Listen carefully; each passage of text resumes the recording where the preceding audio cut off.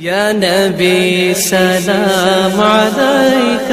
یا رسول سلام علیک، یا بسم اللہ الرحمن الرحیم، نحمدہ ونصلی ونسلم علی رسولہ الکریم، اما بعد۔ معزز سامعین، اللہ کے حبیب نبی کریم صلی اللہ تعالی علیہ وسلم کے نور کے تعلق سے اور ان کی پیدائش کے تعلق سے، ان کی نبوت کے تعلق سے بہت سے اعتراضات ہو رہے ہیں،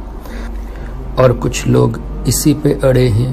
کہ اللہ کے رسول صلی اللہ تعالی علیہ وسلم کو نبوت 40 سال کی عمر میں ملی، جبکہ نبی کریم صلی اللہ تعالی علیہ وسلم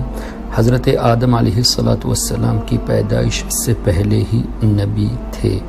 اور 40 سال کی عمر میں انہوں نے نبوت کا اعلان فرمایا۔ آئیے کچھ حدیث کی کتابوں سے اور تفسیر کی کتابوں سے آپ کے سامنے پیش کرتے ہیں۔ پہلی حدیث، نبی کریم صلی اللہ تعالی علیہ وسلم کا مقدس فرمان، کنت نبیا وآدم بین الروح والجسد، میں اس وقت بھی نبی تھا جب حضرت آدم علیہ السلام روح اور جسم کے درمیان میں تھے۔ اس حدیث پاک کو سیدنا امام بخاری رضی اللہ تعالیٰ عنہ نے اپنی تاریخ الکبیر میں نقل فرمایا۔ یاد رہے، سیدنا امام بخاری رضی اللہ تعالیٰ عنہ نے اس حدیث پاک کو اپنی کتاب تاریخ الکبیر میں نقل فرمایا۔ اسی طرح امام احمد بن حنبل رضی اللہ تعالیٰ عنہ، جو بہت بڑے امام اور محدث وقت،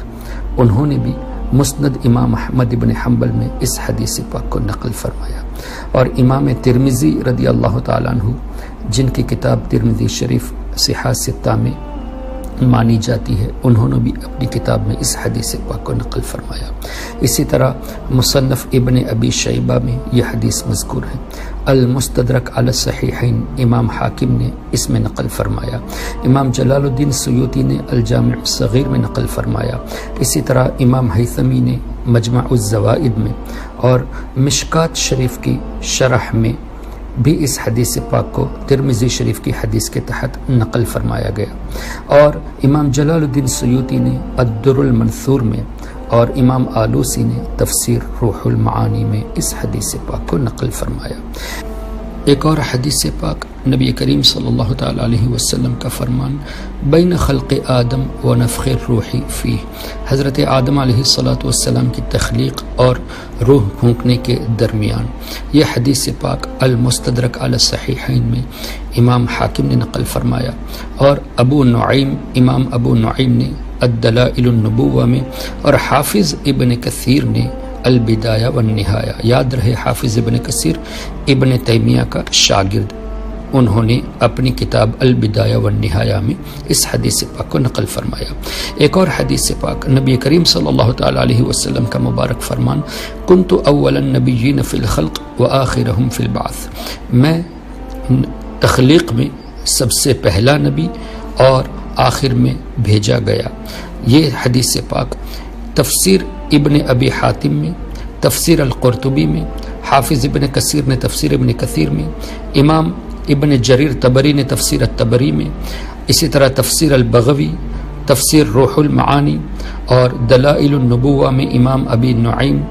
اور امام ابن ابی شیبہ نے اپنی مصنف میں اس حدیث پاک کو نقل فرمایا۔ اسی طرح ایک اور حدیث پاک، نبی کریم صلی اللہ تعالی علیہ وسلم کا فرمان عالی شان، بدأ بی فی الخلق وکنت آخرہم فی البعث، مخلوق کی تخلیق مجھ سے ہوئی اور میں آخر میں بھیجا گیا۔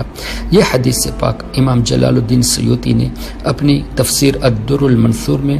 امام آلوسی نے تفسیر روح المعانی میں، اور امام ابن ابی شیبہ نے اپنی کتاب المصنف میں نقل فرمایا ہے۔ اتنے واضح دلائل ہونے کے بعد اگر اب بھی کوئی یہ کہے کہ نہیں، نبی کریم صلی اللہ تعالی علیہ وسلم کو 40 سال کی عمر ہی میں نبوت ملی، تو اس سے صاف پتہ یہ چلتا ہے کہ ان کو نبی کریم صلی اللہ تعالی علیہ وسلم سے ایسا بغض ہے کہ اتنے دلائل کے باوجود، اتنی کثیر تعداد میں حدیثوں کے باوجود بھی یہ نبی کریم صلی اللہ تعالی علیہ وسلم کی کہی ہوئی بات کو ماننے کو تیار نہیں۔ کیسے مسلمان یہ اپنے آپ کو کہلاتے ہیں؟ نبی کریم صلی اللہ تعالیٰ علیہ وسلم ہی کا کلمہ پڑھ کے آدمی اسلام میں داخل ہوتا ہے، اور انہی کی بات کو ترک کرنا اور ان کی اس بات کو ایک نہیں دو نہیں سینکڑوں بزرگوں نے نقل فرمایا. ان ادر ورڈز تمام بزرگوں کی باتوں کو رد کرنا صرف اور صرف اس لیے کہ نبی کریم صلی اللہ تعالیٰ علیہ وسلم کو ہم نبی، سب سے پہلے نبی یعنی حضرت آدم علیہ السلام کی تخلیق سے پہلے ہم ان کو نبی ماننے کو تیار نہیں، اس عقیدے کی خاطر تمام حدیثوں کو بھی ریجیکٹ کرنا اور تمام بزرگوں کی کتابوں کو بھی ریجیکٹ کرنا، یہ کہاں کا انصاف ہے؟ اللہ تبارک و تعالی عقل سلیم عطا فرمائے. اور ان لوگوں کے درمیان جو عام لوگ انجانے میں جو ان کے ساتھ پھنسے ہوئے ہیں، اللہ تبارک و تعالی ان کو ایسے لوگوں سے رہائی عطا فرمائے اور عقائد اہل سنت پر مضبوطی سے گامزن رہنے کی توفیق عطا فرمائے. السلام علیکم ورحمۃ اللہ وبرکاتہ. یا نبی سلام علیکہ، یا رسول سلام